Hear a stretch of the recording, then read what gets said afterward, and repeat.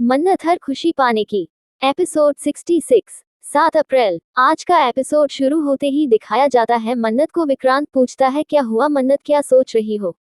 गुनहगार डेरिक ही है। DNA sample बहुत बड़ा सबूत होता है। डेरिक ही गुनहगार है। मन्नत विक्रांत का हाथ पकड़कर विक्रांत को बैठा देती है और बोलती है मैं और हरनीत पाजी आज शालिनी के घर गए थे। मुझे लगा शालिनी के गुनहगार को सजा मिली है, डेरिक जेल में है तो उसे थोड़ी तो सुकून मिली होगी। जब हम पहुंचे तो वह ठीक थी, पर जब आपके परिवार का इंटरव्यू आया टीवी पर और उसने जब आप लोगों को देखा तो वह डर गई, वह बहुत डर गई। वह चीखने लगी, चिल्लाने लगी, बोलने लगी कि छोड़ दो मुझे सर, प्लीज छोड़ दो सर। विक्रांत पूछता है तुम ये कहकर बताना क्या चाह रही हो? मन्नत बोलती है मैं समझती हूँ कि शालिनी के लिए ये बहुत बड़ा हादसा है, पर आपके परिवार को देखकर वह डरने लगी और ऐसे रिएक्ट करने लगी जैसे वह हादसा उसके सामने हो रहा हो और उस हादसे को अंजाम देने वाला इंसान उसके सामने। विक्रांत पूछता है यू मीन हम में से कोई शालिनी का गुनहगार है? That's what you mean? कौन? गगन अंकल? नहीं तो पापा? नहीं नहीं, वह रेस्टोरेंट तो आते नहीं, तो फिर कौन हो सकता है? पुनीत? नहीं पुनीत भी नहीं, मैं हूं न शालिनी का गुनहगार, मैं हूं। मन्नत कहती है सर मैं इल्जाम नहीं लगा रही हूं। विक्रांत हल्का गुस्से में बोलता है स्टॉप इट मिस मन्नत, स्टॉप इट। मुझे अच्छे से समझ में आता है जब कोई इंसान बातें बना रहा हो तो। डोंट टेल मी, तुम इल्जाम नहीं लगा रही हो मुझ पे, क्योंकि तुम मेरी फैमिली और मेरे अपनों पर शक कर रही हो अभी। और मैं तुम्हें कह रहा हूं कि मैं तुम्हें एंटरटेन नहीं करूंगा, यह अभी बंद होगा। क्योंकि पूरी दुनिया को पता है कि अगर मेरी फैमिली में से सच में कोई ऐसा होता तो तुम चुप नहीं बैठती। तुम ना पूरा मोर्चा लेकर आ जाती अमीरों को घटिया साबित करने के लिए, जो तुमने प्रेस कॉन्फ्रेंस में किया था। मन्नत चिल्लाकर बोलती है मेरी सोच इतनी गंदी नहीं है, इतनी छोटी नहीं है। विक्रांत भी गुस्से में कहता है अच्छा बहुत बड़ी सोच है तुम्हारी। अच्छा तुम्हारी बहुत बड़ी सोच है, जो मैटर सॉल्व हो गया है। तुम उसे जबरदस्ती कुबैत रही हो, अपनी थ्योरी बना रही हो, तो ये बहुत बड़ी सोच है तुम्हारी। मन्नत कहती है प्लीज आप नफरत मत कीजिए, सच से सच का साथ दीजिए। मैं अपनी आंखों देखी बात बता रही हूँ आपको। शालिनी डर गई थी, वह क्यों डरेगी? वह आपके परिवार जब आया टीवी पे उनको देखकर डर गई थी।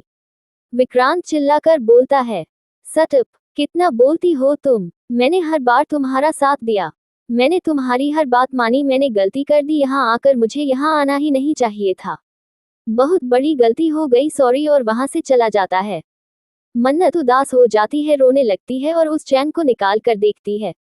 इधर रवीना अपने कपड़े पैक कर रही होती है। बॉबी भी बोलता है क्या कर रही हो? अब उस लड़के को तो पकड़ लिया ना पुलिस में, अब हम क्यों जा रहे हैं लंदन?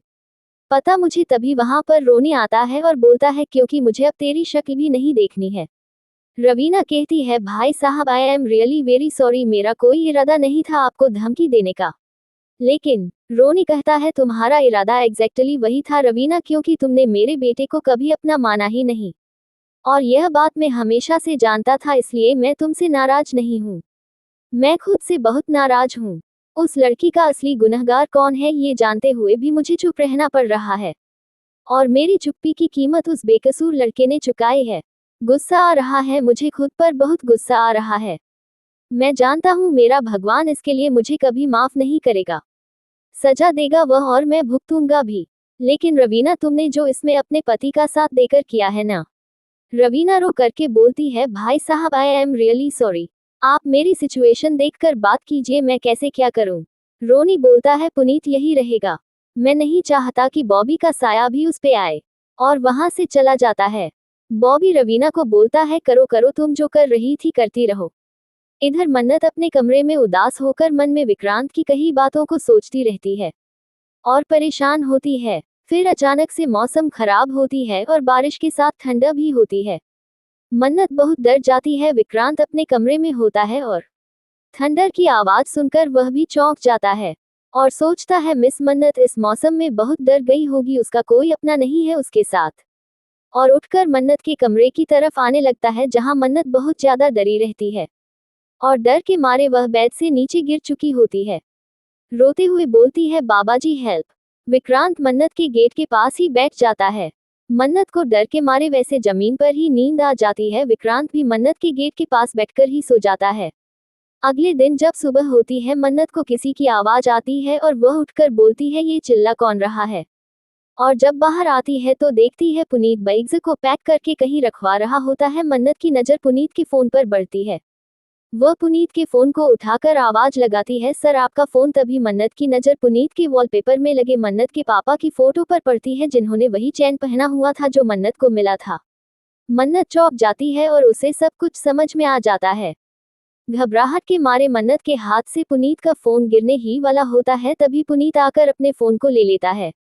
पुनीत मन्नत से कहता है, तुमने मेरा खून पीने का ठेका लिया है, अभी यह फोन गिर जाता तो। और मन्नत बहुत घबराई हुई होती है, वह वहां से चली जाती है।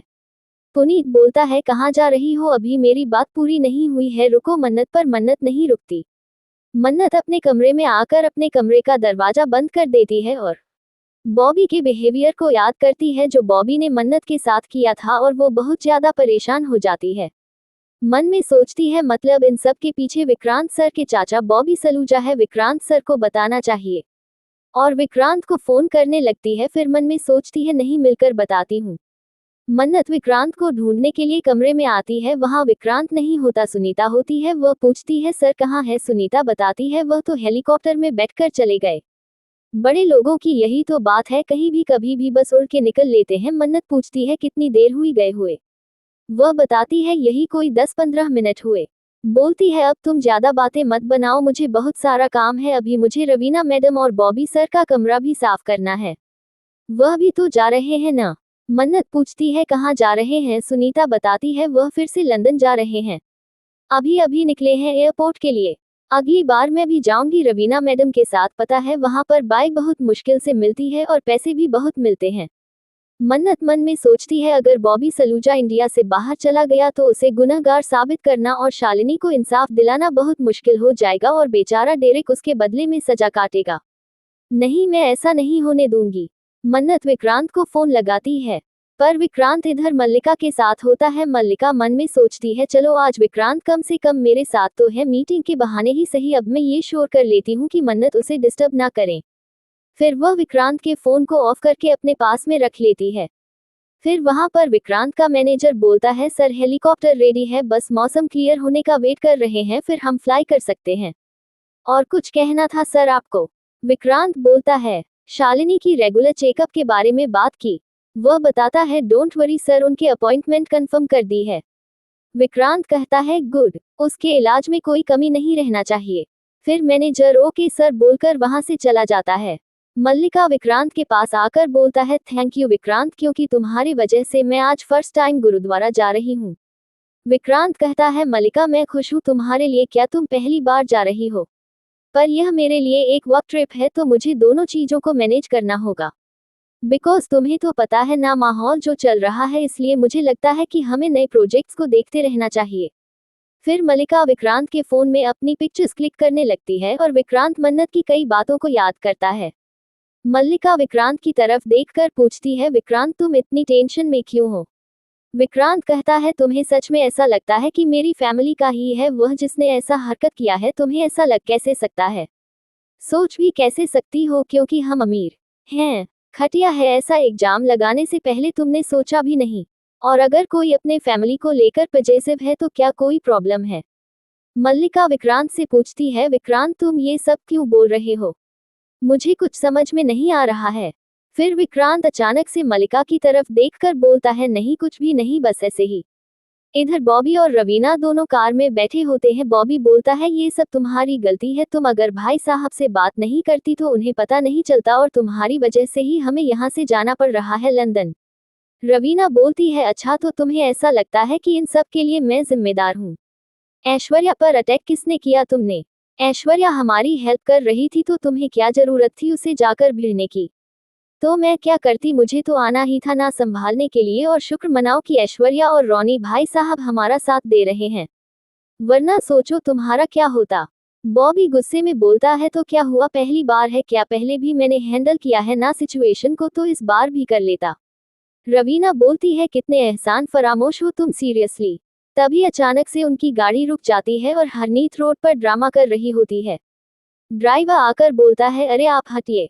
हरनीत बोलती है, हटिए क्या, तुमने मेरे सारे सामान को गिरा दिया, मुझ पर गाड़ी चढ़ा दिया और बोलते हो हटिए। मन्नत छुपकर यह सब कुछ देख रही होती है। मन में सोचती है हरनीत पाजी को बोला था बस उनका ध्यान भटकाना है, ये तो हाथापाई पर उतर आई। खैर जो भी हो, मुझे कैसे भी करके बॉबी सलूजा और रवीना मैं के पासपोर्ट निकालने हैं ताकि यह लोग यहाँ से भाग न पाए। हरनीत मन में सोचती है बताऊंगी तो तुझे, अब मैं लड़की पर जोर दिखाता है, अब दिखाऊंगी मैं कितना दम है मुझ में। फिर बॉबी कार से बाहर निकाल कर बोलता है बोलो प्रॉब्लम क्या है, बीच रोड पर नौटंकी क्यों कर रही हो। हरनीत चिल्ला के बोलती है अरे नौटंकी मैं कर रही हूँ या आप लोग कर रहे हो। बॉबी कहता है ठीक है नौटंकी बंद कर, देर हो रही है हमें। हरनीत ड्रामा करते हुए कहती है गाड़ी चलाने नहीं आती ना तो मत चलाया करो, अमीरी मत झाड़ो, अमीर है तो कुछ भी करोगे। अरे देखिए आप लोग, ये लोगों को कुचल देगा क्या अमीर है तो। बॉबी गुस्से में बोलता है हाँ अमीरी झाड़ रहा हूँ अपनी, और तेरे को प्यार की भाषा समझ में नहीं आती ना, रुक दूसरे भाषा में समझता हूँ। और हरनीत को थप्पड़ मारने की कोशिश करता है। हरनीत उसका हाथ पकड़ लेती है और हाथ मरोड़ कर बोलता है खबरदार, मुझे करने के लिए दूसरा जन्म लेना होगा तुझे। मन्नत पीछे भीड़ में से चिल्ला कर बोलती है अरे बदतमीज आदमी है, मारो इसे। तभी रवीना भी घर से निकल जाती है हरनीत से बॉबी को बचाने के लिए। इधर मन्नत चुपके से बॉबी के कार में घुसकर पासपोर्ट निकाल कर मन में सोचती है ऐश्वर्या राय सिंह, आपको जितने नहीं दूंगी मैं। आप सही कह रही हैं, आपका और मेरा कोई रिश्ता नहीं है, हो भी नहीं सकता, मैं आपकी तरह दोगली नहीं हूँ। फिर मन्नत कार से निकलकर हरनीत को इशारा कर देती है। हरनीत बॉबी को छोड़कर बोलती है अब होगा इंसाफ, चल सॉरी बोल। रवीना बोलती है देखिए मैं उनकी तरफ से आपको सॉरी बोलता हूँ, प्लीज आई एम सॉरी। और वो लोग वहां से चले जाते हैं। इधर विक्रांत मल्लिका को बताता है मिस मन्नत शालिनी के घर पर गई थी जब वह हमारा इंटरव्यू चल रहा था। उसने बताया शालिनी नॉर्मल थी, शांत थी। जब उसने हमारा इंटरव्यू देखा तो उसे एक पैनिक अटैक आया और वह डर गई। सो उसे लगता है कि शालिनी का गुनहगार डायरेक्ट नहीं है, उसे लगता है शालिनी का गुनहगार कोई और है। और शालिनी डर के कुछ बोल नहीं रही। मल्लिका बोलती है विक्रांत शालिनी के साथ जो कुछ भी हुआ बहुत बुरा हुआ, आई एग्री। मुझे उसके साथ पूरी की पूरी सिंपैथी है, पर ट्रस्ट मी मैं भी एक लड़की हूं, तो मैं एक लड़की होने के नाते उसे लड़की का पेन तकलीफ समझ सकती हूँ। पर मन्नत ना कुछ ज्यादा सोचती है, बहुत ज्यादा ओवरथिंक करती है। इस सिचुएशन में भी उसने इतना ओवरथिंक किया कि उसने कुछ अलग ही स्टोरी बना ली। सो मुझे नहीं लगता ऐसा कुछ भी और हुआ होगा। विक्रांत कहता है मुझे भी ऐसा ही लगता है, फिर अचानक से कहता है पर पता लगाने में को तो कोई हर्ज नहीं है, तुम शालिनी से पूछ कर देखो। मल्लिका बोलती है कम ऑन विक्रांत, शालिनी को जस्टिस मिल चुका है, हम इतना कुछ तो कर रहे हैं शालिनी के लिए, हम और क्या कर सकते हैं। विक्रांत कहता है लेकिन इस सिचुएशन में इतना कुछ क्या है, ये जो हुआ है यह एहसान नहीं है उस पर, वह तो विक्टिम है, हम रिस्पॉन्सिबल हैं, हमारे रेस्टोरेंट में ये हादसा हुआ है, हमारी जिम्मेदारी होती है कि उसकी हिफाजत करें, एटलीस्ट उसे इंसाफ दिलाना। इस सिचुएशन में एक छोटी सी चीज है विक्टिम के लिए कुछ भी करना। और मेरी मॉम हमेशा से एक बात कहती है जो मेरे दिमाग में है कि एक औरत ही एक औरत को समझ सकती है, अच्छे से पहचान सकती है। सो मैं तो यह नहीं कह रहा हूँ कि मिस मन्नत सही है या गलत, पर वह जिद कर रही है कि शालिनी का गुनहगार कोई और है। मुझे लगता है कि तुम्हें कोशिश करनी चाहिए। मल्लिका कहती है देखो विक्रांत, मैं जानती हूँ कि जो भी शालिनी के साथ हुआ बहुत बुरा हुआ, और मैं भी यही चाहती हूँ कि उसे जस्टिस मिले, इंसाफ मिले। पर अगर हम यही बातें बार बार रिपीट करेंगे तो उससे शालिनी को परेशानी होगी। देखो शालिनी अभी ट्रॉमा में है, हो सकता है कि टीवी में जब न्यूज़ आई हो तब शालिनी को उसके साथ जो भी बुरा हुआ वह सब कुछ याद आ गया हो। इस वजह से क्या पता शालिनी पैनिक कर गई हो, ये भी तो हो सकता है ना। अगर फिर भी तुम चाहती हो कि मैं शालिनी से बात करूं तो मैं करूंगी। विक्रांत कहता है सही बोल रही हो तुम, उसे इस हादसे के बारे में बार बार याद दिलाना सही नहीं होगा, कोर्ट के ट्रायल्स में तो वह जवाब दे ही देगी, छोड़ देते हैं। इधर विक्रांत के घर पर मल्लिका की दादी बोलती है घर कितना खाली खाली लग रहा है।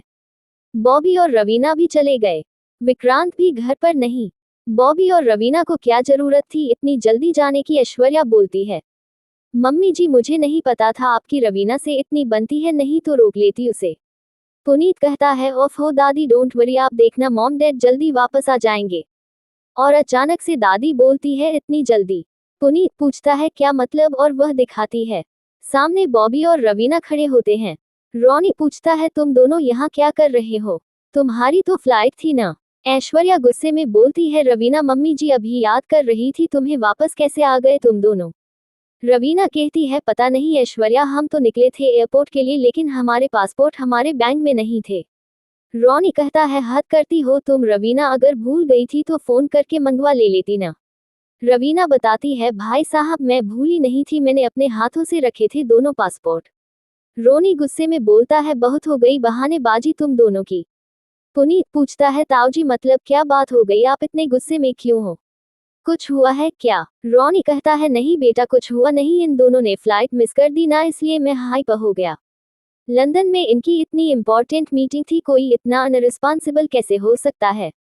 रवीना बोलती है भाई साहब मैंने दोनों पासपोर्ट रखे थे अपने बैग में, आपको यकीन नहीं आता तो आप ड्राइवर से पूछ लीजिए, कार में बैठने के पहले भी मैंने चेक किया था उसके सामने में। हम रास्ते में निकले थे, वहां कोई औरत हमारे गाड़ी के आगे आ गई और थोड़ा सा तमाशा हो गया पर उसके बाद हम निकल गए। और वह सब किया मन्नत की उस आंटी ने, तमाशा बनाकर रख दिया हमारा। दोबारा जब मैं अपना बैग चेक किया तो पासपोर्ट गायब थे, पूछो सुरेश से, सुरेश बताओ। पीछे से ड्राइवर बोलता है जी सर मैं बिल्कुल सही बोल रही है। ऐश्वर्या मन में सोचती है हो सकता है ये सच बोल रही है, पासपोर्ट गायब हुए नहीं किए गए हो और यह सब किया है उस मन्नत ने। आगे की कहानी जानने के लिए बने रहिए हमारे साथ। चैनल पर नए हैं तो सब्सक्राइब करके बेल आइकन दबा दे ताकि हमारे आने वाले सभी वीडियो के नोटिफिकेशन आपको मिले सबसे पहले। पूरा वीडियो देखने के लिए धन्यवाद।